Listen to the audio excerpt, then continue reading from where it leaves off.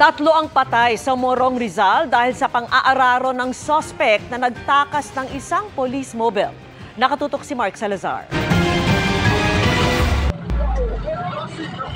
Sa kalunos-lunos na disgrasya na uwi ang habulan ng pulis at suspect na nagtakas ng isa pa nilang police mobile. Nang araro pa kasi ang suspect ng mga tao at ari-arian sa barangay San Juan sa Morong, Rizal. Nagsimula ang lahat bandang alas 9 ng umaga. Itinawag sa pulis ang lalaking ito na nagwawala at nanggugulo. Sa initial na assessment na parang meron siyang diferensya sa pag-iisip. So atin siyang isinama at nakita natin po na meron siyang mga sugat kaya siya ay ipapagamot dapat.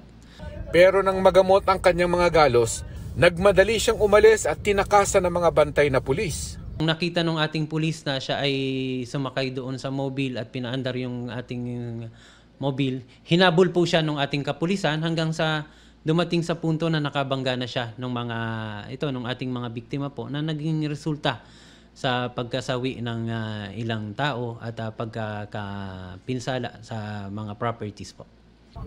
Natapos ang habulan sa pag-araro ng suspect sa mga nakaparadang tricycle at motorsiklo sa bangketa. Sa ating pag-iimbestiga, meron po tayong 3 na kumpirma na patay na binawian na po ng buhay.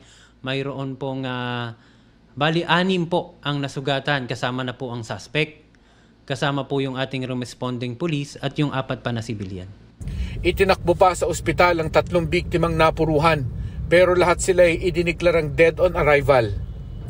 Nasa ospital din ang suspect na bahagyang nasaktan sa insidente.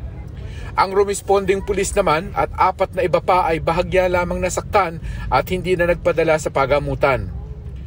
Hindi humarap sa media ang pamilya ng mga nasawi pero ang tanong din nila sa pulisya, paano pananagutin ang suspect kung ito ay may mental illness?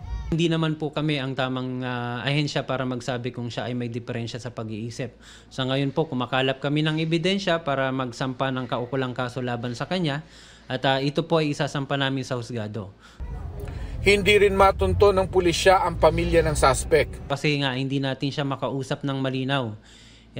Kung may makukuha po tayong impormasyon tungkol sa kanya, pupuntahan po natin ang pamilya. Hindi po siya taga rito.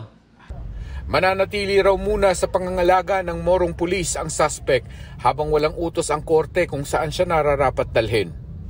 Para sa GMA Integrated News, Mark Salazar, nakatutok 24 oras.